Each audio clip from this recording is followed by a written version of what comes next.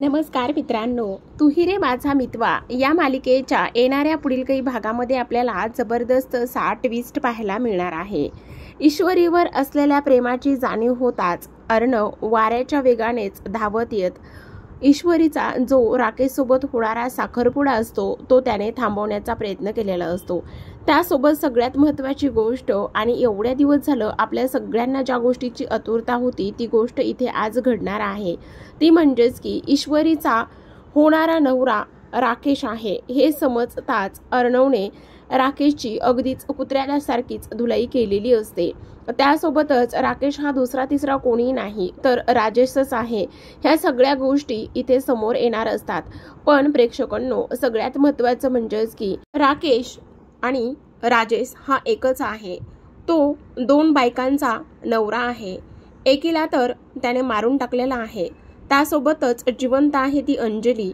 एवढी स्वज्वळ आणि चांगल्या स्वभावाची गुणी बायको आयुष्यात असताना सुद्धा ह्याला ईश्वरी सोबत लग्न करण्याचे हा स्वप्न पाहू लागलेला आहे आणि आता त्याचं हे स्वप्न अगदीच पूर्ण होण्याच्याच घडीला येऊन पोहोचलेलं असतं। जेव्हाच साखरपुड्याचा विधी ते सुरू असतो आणि तेव्हाच दुसऱ्या बाजूला सुद्धा अर्णव हा साखरपुडा करत असतो, तो म्हणजे लावण्यासोबत। पण प्रेक्षकांनो पहा ना नियतीचा खेळ कसा आहे। अगदीच अर्णव काही क्षणाचाच विचार न करता तिथे पोहोचलेला असतो। आता तिथे तो ह्याच वेळी कसा आला?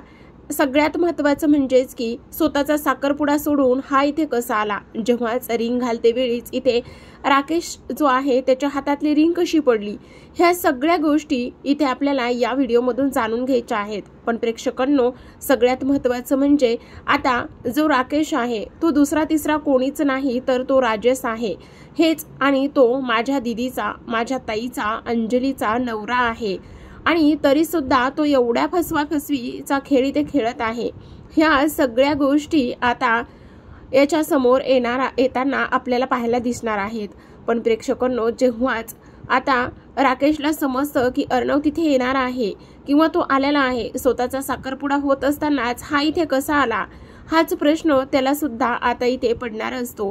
पण शेवटी दोघांनी सुद्धा आता इथे समोरासमोर आल्याच्या नंतर जो अर्णव आहे, अर्णवमुळे येण्याने तर साखरपुडा हा रद्दच होणार असतो। पण सगळ्यात महत्त्वाची आणि इम्पॉर्टंट गोष्ट म्हणजेच की हा जो काही राकेश जो आहे तो खरा राजेश आहे हे सगळ्यांसमोर येणार असतं।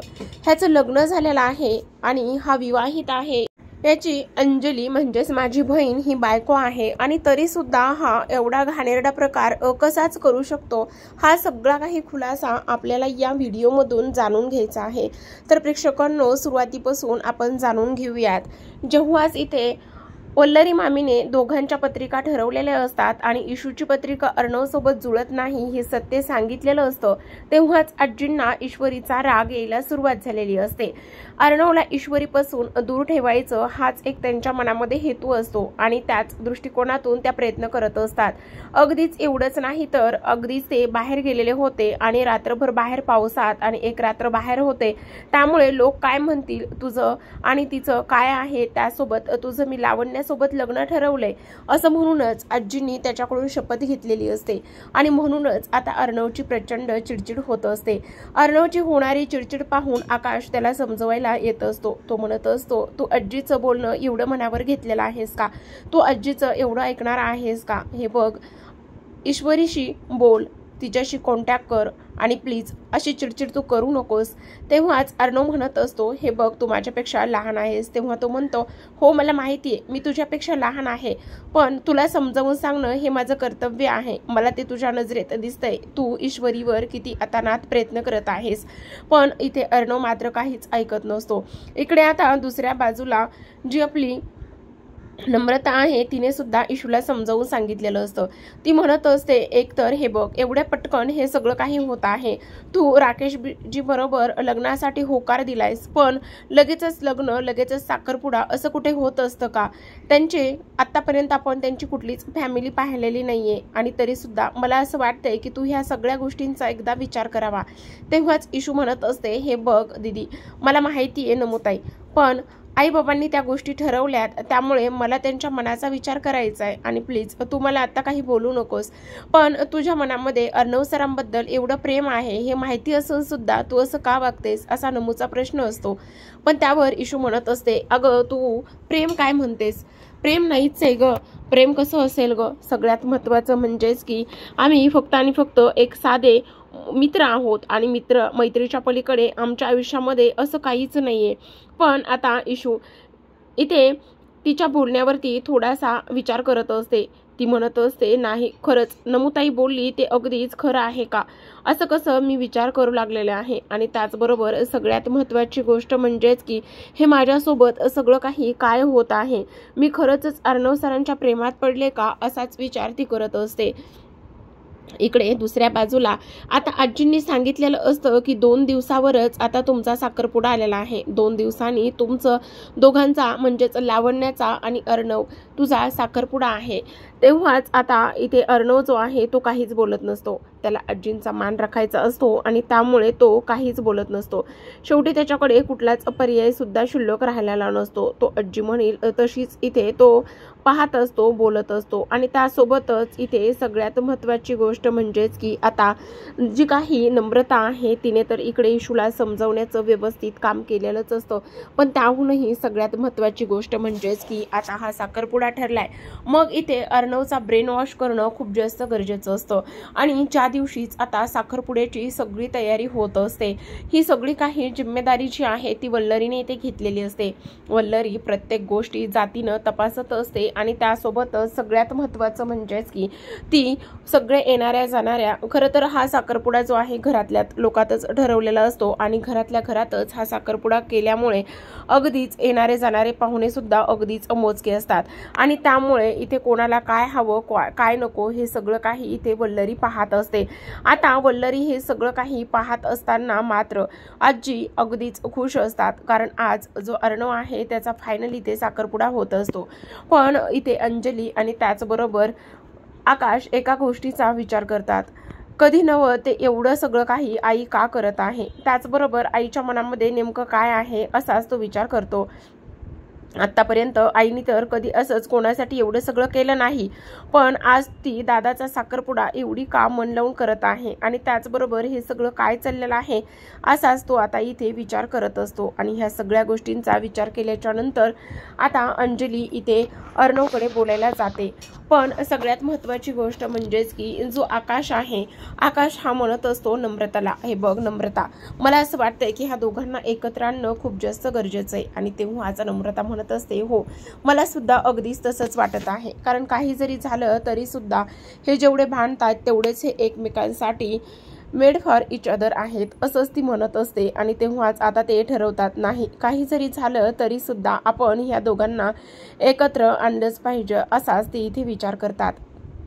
तर इकडे आता दुसऱ्या बाजूला ईश्वरी खूप सुंदर अशी तयार झालेली असते. आज साखरपुड्याचा दिवस असल्या कारणाने खूप सुंदर आणि कमाल ती दिसत असते. पाहायला गेलं तर इकडे राकेशच्या बाजूने फारशी कोणी लोक नसतात आणि फारशी कोणी लोक नसल्याने त्यांच्यामध्ये घरातली घरातच हा साखरपुडा पूर्ण काही ठरवण्याचं काम केलेलं असतं. इकडे आता अर्णवचा साखरपुडा असतो आणि अर्णवच्या साखरपुड्या दिवशीच जो काही राकेश आहे म्हणजेच त्याचा जिजू राजेश हा मात्र तिथे अजिबातच नसतो. आणि तेव्हाच आता सगळी काही तयारी झालेली असते. सगळ्यांनी खूप सुंदर सुंदर छान छान कपडे घातलेले असतात आणि तेव्हाच इथे राजेश सुद्धा खूप छान असा तयार झालेला असतो. घरामध्ये अगदीच अप्रसन्न वातावरण असतं.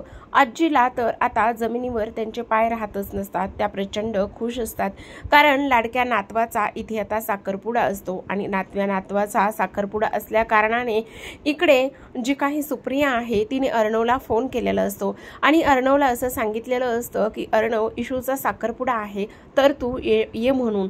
आणि तेव्हाच अर्णव म्हणत असतो की सॉरी माझा सुद्धा साखरपुडा आहे, असं इथे तो म्हणत असतो. इकडे साखरपुड्याचा दिवस उजाडलेला असतो आणि साखरपुड्याचा दिवस उजाडल्यानंतर ईश्वरीच्या घरी खूप प्रसन्न वातावरण असतं. अगदीच मोजक्याच तिथे आजूबाजूंच्या बायका आलेल्या असतात आणि तेव्हाच आता सुप्रिया म्हणत असते, आज आमची ईश्वरी फायनली तुमची बायको होणार आहे, असंच म्हणत असतात आणि आज साखरपुडा आपण उरकून घेणार आहोत, लवकरच तुम्ही तिला बायकोच्या रूपात पाहणार आहात, असंच इथे ते बोलत असतात। पण सगळ्यात महत्त्वाची गोष्ट, इशू पाहिजे तेवढी खुश नसते। अर्णव तिच्यासोबत एवढ्या तुच्छपणाने वागलेला आहे किंवा खूपच तुटकपणाने वागलेला आहे, त्यामुळे तिला थोडंसं वाईट वाटत असतं। आणि इकडे ती जास्त राकेशला ओळखत नसते। तिनं त्याच्याशी बोललेलं सुद्धा असतं की मी तुम्हाला पाहिजे तेवढं ओळखत नाहीये। आणि तेव्हाच तो म्हणत असतो, एकदा का ओळख होईलच, जेव्हाच आपण आयुष्यभरासाठी एकत्र बांधले जाऊ तेव्हाच आपण एकत्र बांधले गेल्यावर सगळं काही व्यवस्थित होईल, असाच तो इथे तिच्याशी बोलत असतो। आणि तेव्हाच इशूचा हात तो हातामध्ये घेत असतो आणि तिचा हात हातामध्ये घेतल्याच्या नंतर आता सगळ्यात महत्त्वाची गोष्ट म्हणजेच की तो फक्त आणि फक्त एक तिच्या अंगचटीला जाण्याचंच इथे तो काम करत असतो, दुसरं काहीच नाही। इकडे ईश्वरी त्या दिवशी सुद्धा थोडीशी अपसेटच असते, तिला वाईट वाटत असतं, तिला ह्याच गोष्टीचं इथे पडलेलं असतं की आता कसं होईल, काय होईल। आणि त्याचबरोबर सगळ्यात महत्त्वाचं म्हणजेच की इथे अर्णव सर सुद्धा साखरपुड्याला येणार नाहीत, कारण आईने त्यांना इन्व्हिटेशन दिलेलं आहे आणि ते सुद्धा इथे लावण्याबरोबर साखरपुडा करत आहेत। पण मी का त्यांचा एवढा विचार करत आहे, त्यांचं ते लाईफ आहे आणि त्यांच्या लाईफमध्ये ते हॅपी असतील, तर मी कशाला उगाचच त्यांच्या लाईफमध्ये इंटरफेअर करू, असंच इथे आता इशूने ठरवलेलं असतं। इकडे मात्र अर्णव आणि लावण्या खूपच सुंदर असे तयार झालेले असतात आणि त्याचा इथे साखरपुडा सुरू असतो। पण जेव्हाच आता इथे तो लावण्याच्या बोटामध्ये रिंग घालत असतो आणि लावण्याच्या बोटामध्ये रिंग घातल्याच्या नंतर त्याला खूप जास्त त्रास इथे होत असतो।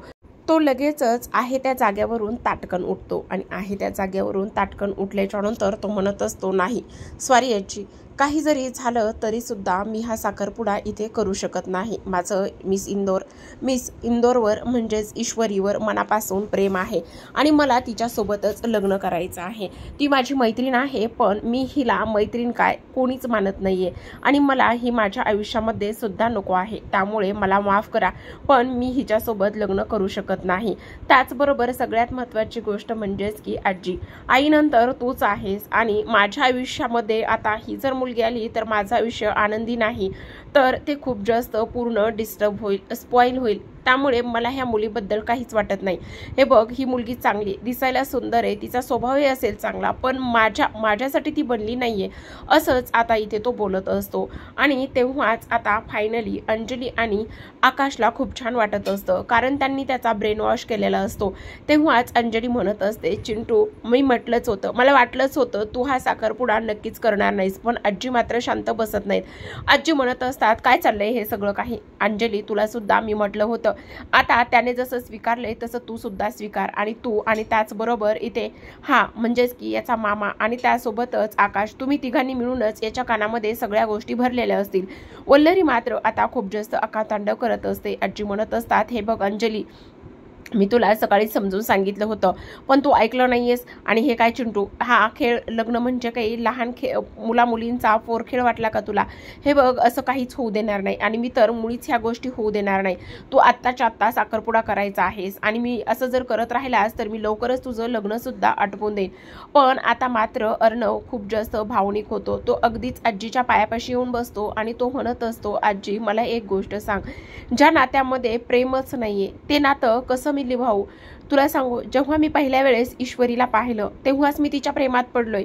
आमची ती पहिली भेट मला आठवते आणि कशा पद्धतीने आम्ही जंगलात अडकून पडलो होतो, कशा पद्धतीने ईश्वरी माझ्यासाठी किती स्पेशल आहे। हे बघ, तिला माझा पैसा नकोय, तिला माझं काहीच नकोय, ती फक्त प्रेमाची भुकेलेली आहे आणि मला माहिती तिचं सुद्धा माझ्यावर प्रेम आहे।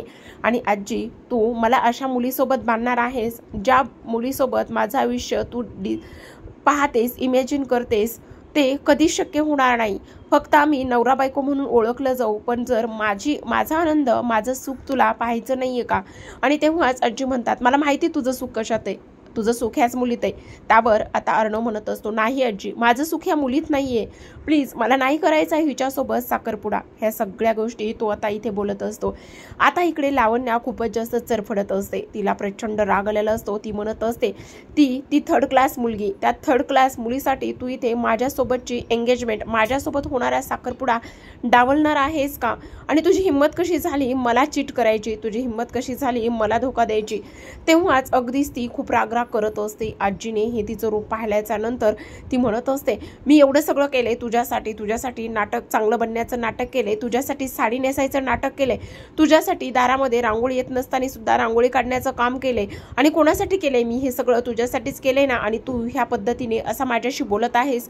आणि तेव्हाच आता हे सगळं तिने नाटक केलेलं होतं आणि त्यासोबतच ती बोलता बोलता एक गोष्ट सुद्धा बोलून जाते आणि ती म्हणजेच की ती म्हणत असते, इथे पत्रिका जुळत नसताना सुद्धा मी पत्रिका जुळून आणल्या. काय पत्रिका जुळत नसताना सुद्धा पत्रिका जुळून आणल्यास म्हणजे? आजी तर ताटकन उठतात आणि तिला जाब विचारतात. नाही म्हणजे हो, हो म्हणजे नाही. तेव्हा अंजली म्हणते, खरं खरं सांग काय आहे हे सगळं काही.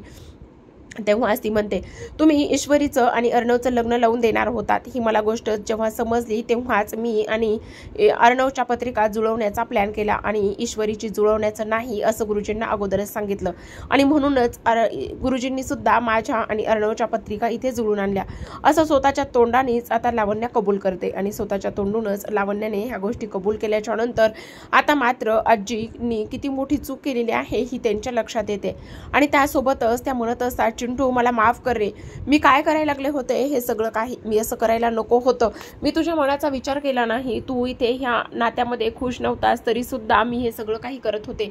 त्यावर लावण्य पुन्हा म्हणत असते, मी एक करायला गेले आणि एक काय झाले, हे मला ह्याच्यासोबत लग्न करायचे, मला आजच लग्न करायचे. आणि तेव्हाच आता इथे अर्णव तिला म्हणत असतो, हे असं प्रेम मिळून झिडकारून किंवा मागून मिळत नसतं तर ते कमवावं लागतं. आणि त्यामुळेच इथे तो म्हणत असतो, येतोय मी माझी इंदोर मी येतोय असं म्हणूनच आता तो इकडे ईश्वरीकडे जायला निघालेला असतो. तेव्हाच आजी सुद्धा खूप खुश असतात कारण हे सगळं काही त्याने केलेलं आहे त्यामुळे त्यांना आता इथे आनंद झालेलाच असतो. त्याहूनही सगळ्यात महत्त्वाची गोष्ट म्हणजे प्रेक्षकांनो, आता इकडे सगळ्यांचा प्लॅन जो आहे तो इथे फ्लॉप होणार असतो. पण इथे आतापर्यंत तरी कोणालाच माहिती नसतं की जो राजेश आहे तो ईश्वरीसोबत साखरपुडा करायला बसलेला आहे. कोणालाच माहिती नसल्या कारणाने आता इथे अर्णव अगदीच वाऱ्यासारख्या सुसाट वेगाने तो इथे गाडी चालवत असतो आणि त्याला काही करून जी काही इशू आहे तिचा साखरपुडा इथे थांबवायचा असतो आणि म्हणूनच तो धावतच तिच्याकडे निघालेला असतो. आणि धावतच तिच्याकडे निघाल्याच्या नंतर आता तो तिथेपर्यंत जाऊन सुद्धा पोहोचलेला असतो. आता सगळ्यात महत्त्वाची गोष्ट म्हणजे प्रेक्षकांनो ही होत असते की आता जेव्हाच इथे अर्णव जो आहे तो तिथपर्यंत जाऊन पोहोचतो आणि इकडे जो काही साखरपुडा आहे त्याला इथे सुरुवात झालेलीच असते. इथे गुरुजी आलेले असतात आणि गुरुजींच्या समोरच साखरपुडा होत असतो. पण इशू मात्र प्रचंड रडारड करत असते. अगोदरच रडून झालेलं असतं पण कसं बस स्वतःला सावरूनच आता ती साखरपुड्यासाठी इथे बसलेली असते. आणि साखरपुड्यासाठी बसल्याच्या नंतर आता सगळ्यात महत्त्वाची एक गोष्ट इथे होत असते प्रेक्षकांनो, जेव्हाच अर्णव इथे येतो आणि अर्णव आल्याच्या नंतर समोरचं दृश्य पाहतो. समोरचं सगळं काही दृश्य पाहिल्याच्या नंतर त्याला मात्र खूपच मोठा इथे धक्का बसतो. तो विचार करत असतो, हा सगळा काय प्रकार आहे आणि त्यासोबतच हे काय आहे. आणि हा तर राजेश जिजू आहे. तो पाहिल्याच्या नंतर आता राकेशच्या हातून अंगठी खाली पडते आणि ती अंगठी इथे आता डायरेक्टच अर्णवच्या समोर जाऊन पडलेली असते. अर्णव धावतच येतो आणि इथे राजेश जिजू तुम्ही असं म्हटल्याच्या नंतर त्याची तो कॉलरच पकडतो आणि कॉलर पकडल्याच्या नंतर दोन सनकन कानाखाली वाजवत असतो, माझ्या बहिणीला तू चीट करतोयस, तुझी हिंमत कशी झाली इथे लग्न झालेलं असताना सुद्धा ह्या मुलीला फसवण्याची, ह्या मुलीबरोबर लग्न करण्याची. हे सगळं काही इथे होतच असतं. आणि आता मात्र इथे जो राजेश आहे त्याच्यासोबत हा अर्णव काय न्याय करतो आणि त्यासोबतच ईश्वरीला काय बोलेल हे पाहणं खूपच जास्त इंटरेस्टिंग आणि रंजक असणार आहे. जेव्हाच इशूला समजेल की हा अंजलीचा नवरा आहे आणि हा मला फसवत होता, माझ्या फॅमिलीला फसवत होता, तेव्हा इशू सुद्धा राजेश सोबत काय करेल हे पाहणं तेवढंच इंटरेस्टिंग असणार आहे.